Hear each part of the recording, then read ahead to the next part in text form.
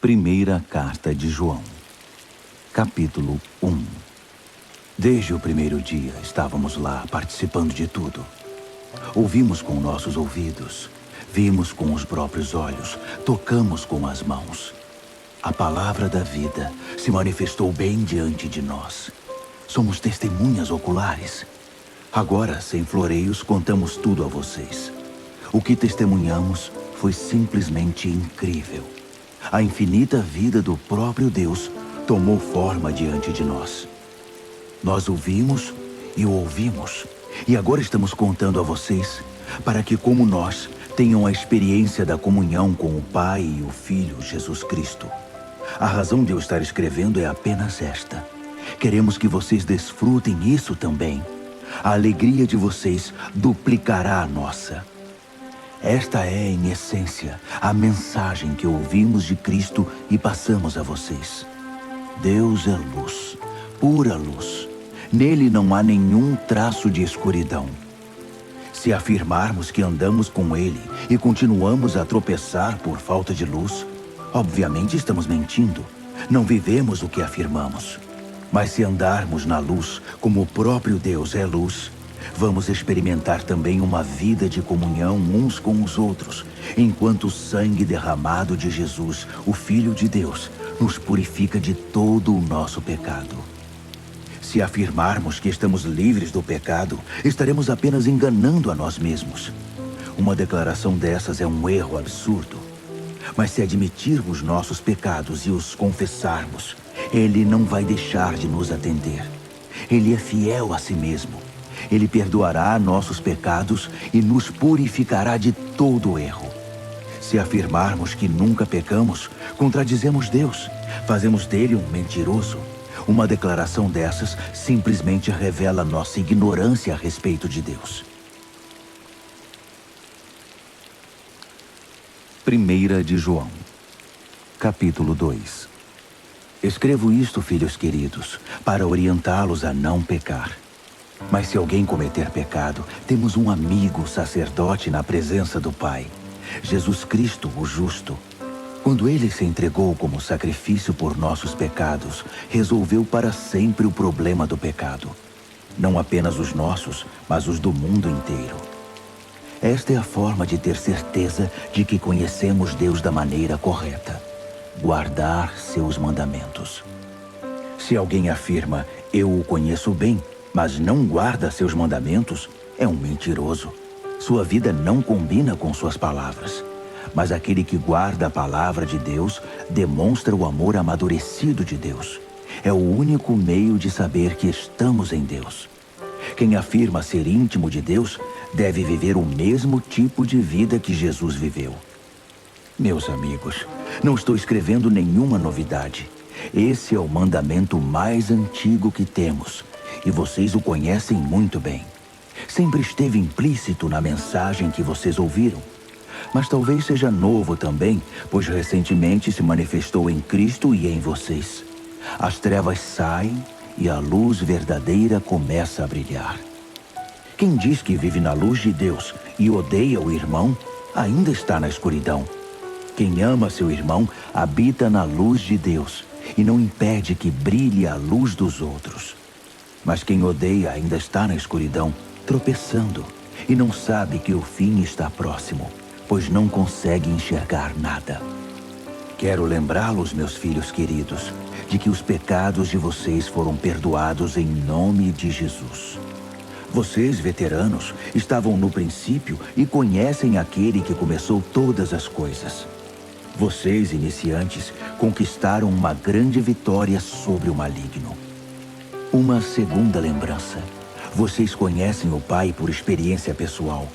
Vocês, veteranos, conhecem aquele que começou tudo. E vocês, iniciantes, quanta vitalidade e força! A palavra de Deus floresce em vocês. Sua comunhão com Deus os capacita a vencer o maligno. Não amem os costumes do mundo. Não amem os valores do mundo. O amor do mundo sufoca o amor do Pai. Praticamente tudo o que acontece no mundo, desejo de seguir o próprio caminho, de querer tudo para si, de parecer importante, não tem nada a ver com o Pai. tudo isso o afasta do ser humano. O mundo e seus desejos vão passar, mas quem faz o que Deus quer está garantido na eternidade. Filhos, o tempo está quase se esgotando. Vocês ouviram a notícia de que o anticristo está chegando? Bem, eles estão em toda parte. Há um anticristo em todo lugar. É por isso que sabemos que estamos perto do fim. Eles nos deixaram, mas nunca estiveram conosco de verdade. Do contrário, teriam se firmado conosco fiéis até o fim. Quando nos deixaram, mostraram quem são de fato e que nunca foram dos nossos. Mas vocês são. O Santo ungiu vocês, e vocês sabem disso. Eu não escreveria para dizer algo que não sabem, mas para confirmar a verdade que já é conhecida e para lembrar que a verdade não produz mentiras. Então, quem está mentindo aqui? Ora, aquele que nega que Jesus é o Cristo divino. É isto que faz um anticristo: negar o Pai e negar o Filho. Quem nega o Filho não tem parte com o Pai, mas afirmar o Filho é abraçar o Pai. Não se afastem do que ouviram desde o princípio, a mensagem original, que ela permeie a vida de vocês. Se o que ouviram desde o princípio criou raízes, vocês viverão plenamente no Filho e no Pai. É exatamente o que Cristo prometeu: vida eterna, vida de verdade. Escrevi para diverti-los quanto aos que tentam enganá-los. Mas eles não são páreo para o que está profundamente enraizado no coração de vocês: a unção de Cristo, nada menos que isso. Vocês não precisam que ninguém apresente nenhum ensino novo. A unção de Cristo ensina a verdade sobre tudo acerca de vocês mesmos e dele, sem a contaminação da mentira. Vivam verdadeiramente aquilo que aprenderam. Agora, filhos, permaneçam com Cristo. Vivam plenamente em Cristo e estaremos prontos quando Ele se manifestar. Prontos para recebê-lo de braços abertos, sem motivo de vergonha e sem desculpas esfarrapadas. Uma vez que vocês estão convencidos de que Ele é correto e justo, não terão dificuldades de reconhecer que todos os que praticam a justiça são os verdadeiros filhos de Deus.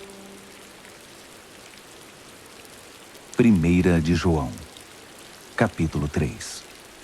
Que amor maravilhoso o Pai nos concedeu! Vejam só, somos chamados filhos de Deus. É o que realmente somos. Mas é por isso também que o mundo não nos reconhece nem nos leva a sério, porque não tem ideia de quem Ele é ou do que pode fazer. Mas, amigos, é exatamente isto que somos: filhos de Deus, e apenas o começo. Quem pode dizer como será o fim? O que sabemos é que quando Cristo finalmente se manifestar, nós o veremos. E então seremos como Ele.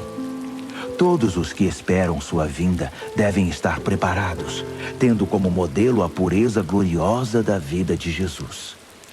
Os que não se importam com a vida de pecado fazem uma perigosa oposição à lei de Deus, porque o pecado é uma grande ruptura da ordem divina. Vocês sabem que Cristo se manifestou para eliminar o pecado.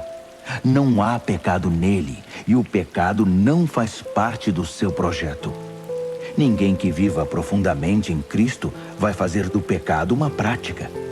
Quem vive na prática do pecado nunca se voltou para Cristo, mas virou as costas para Ele. Por isso, meus filhos queridos, não permitam que ninguém desvie vocês da verdade. Quem age corretamente é correto, como o que vemos no justo Messias. Os que fazem do pecado uma prática são do diabo, o pioneiro na prática do pecado. O Filho de Deus entrou em cena para destruir os caminhos do diabo. Os que foram concebidos e trazidos à vida por Deus não fazem do pecado uma prática. Como poderiam? A semente de Deus está no íntimo do seu ser, fazendo deles o que são. Não é da natureza dos nascidos de Deus praticar e ostentar o pecado. Vou dizer como diferenciar entre os filhos de Deus e os filhos do diabo. Quem não pratica a justiça não é de Deus. Tampouco quem não ama seu irmão. Simples assim. Esta é a mensagem original que ouvimos. Devemos amar uns aos outros. Não devemos ser como Caim, que seguiu o maligno e matou seu irmão. E por que o matou? Porque vivia na prática do pecado, enquanto os atos de seu irmão eram justos. Portanto, não fiquem surpresos, amigos, se o mundo odiar vocês. Sempre foi assim. Sabemos que passamos da morte para a vida quando amamos nossos irmãos. Quem não ama já está morto. Quem odeia o irmão é assassino. E vocês sabem muito bem que vida eterna e assassinato não combinam. É assim que entendemos e experimentamos o amor. Cristo sacrificou sua vida por nós. Portanto, devemos nos sacrificar por nossos irmãos, não apenas por nós mesmos. Se você vê um irmão em necessidade e tem recursos para ajudá-lo, mas vira as costas e não faz nada, o que acontece com o amor de Deus? Desaparece. E é você que faz esse amor desaparecer. Meus filhos queridos, não vamos apenas falar de amor. Vamos praticar o amor verdadeiro. É o único modo de saber se estamos vivendo a realidade de Deus. É também o caminho para acabar com as autocríticas que nos enfraquecem, mesmo quando procedem. Deus é maior que nosso coração ansioso e sabe mais a nosso respeito que nós mesmos. Amigos, uma vez que isso foi resolvido e já não mais acusamos nem condenamos a nós mesmos, podemos chegar à presença de Deus com confiança e liberdade. Podemos estender a mão e receber o que pedimos, porque estamos fazendo o que Ele disse, o que o agrada. Uma vez mais, este é o mandamento de Deus: crer em seu Filho Jesus Cristo. A ordem dele é que amemos uns aos outros de acordo com o mandamento original. Se guardarmos seus mandamentos, podemos viver aquela vida plena, e Ele vive em nós. É desta forma que experimentamos sua presença viva e permanente em nós, pelo Espírito que Ele nos deu. 1 de João, capítulo 4. Meus queridos amigos, não creiam em tudo que ouvem. Examinem cuidadosamente o que os outros dizem. Nem todo mundo que fala de Deus vem de Deus. Há muitos pregadores mentirosos mundo afora. Querem saber como identificar o genuíno Espírito de Deus? Quem confessa abertamente sua fé em Jesus Cristo, o Filho de Deus, que veio como uma pessoa real de carne e sangue, vem de Deus e pertence a Deus. Mas quem se recusa a confessar a fé em Jesus, não quer nada com Deus. É o espírito do anticristo que vocês ouviram que viria. Pois bem, ele já está por aí mais cedo que pensávamos. Meus filhos queridos, vocês vêm da parte de Deus e pertencem a Deus. Vocês já obtiveram uma grande vitória sobre esses falsos mestres, pois o espírito que está em vocês é mais forte do que qualquer coisa no mundo.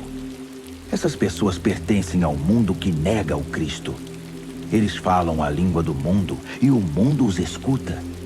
Mas nós viemos de Deus e pertencemos a Deus. Quem conhece Deus nos entende e nos ouve. Quem não quer nada com Deus, evidentemente, não vai nos ouvir. Esse é outro teste para diferenciar o espírito da verdade do espírito do engano. Meus amigos amados, continuemos a amar uns aos outros, pois o amor vem da parte de Deus. Quem ama é nascido de Deus e tem um relacionamento real com Ele. Quem se recusa a amar não sabe o que mais importa sobre Deus, pois Deus é amor. Vocês não podem conhecê-lo se não amam. Foi assim que Deus demonstrou seu amor por nós. Deus enviou seu único Filho ao mundo para que pudéssemos viver por meio dele. É desse amor que estamos falando.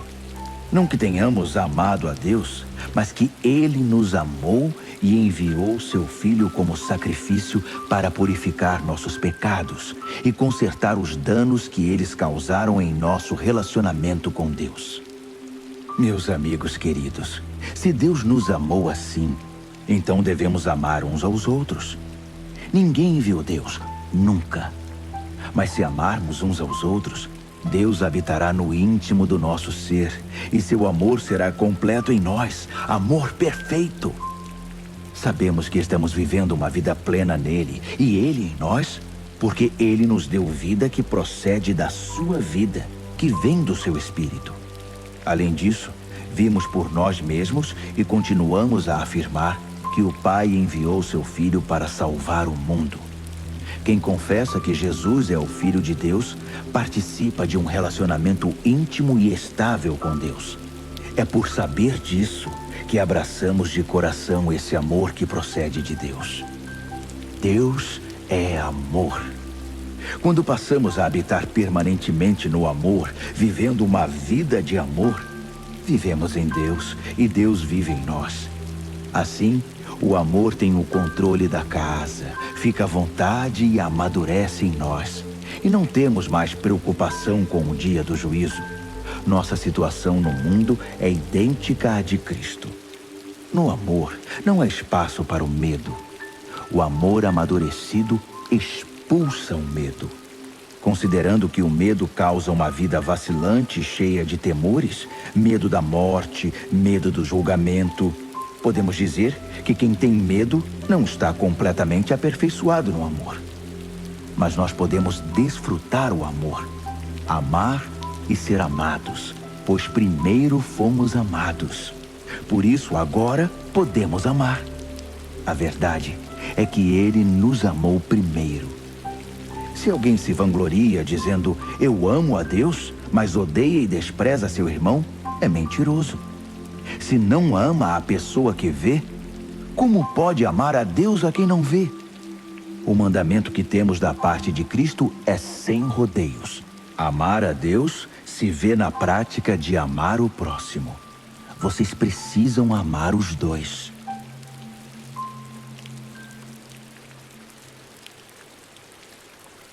Primeira de João, capítulo 5. Quem acredita que Jesus é de fato o Messias, é nascido de Deus.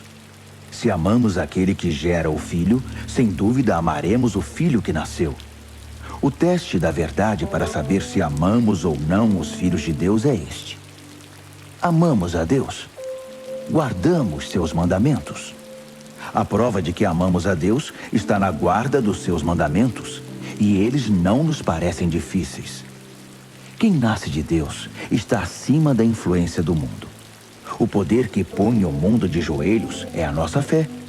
A pessoa que se põe acima da influência do mundo acredita que Jesus é o Filho de Deus. Jesus, o Cristo divino.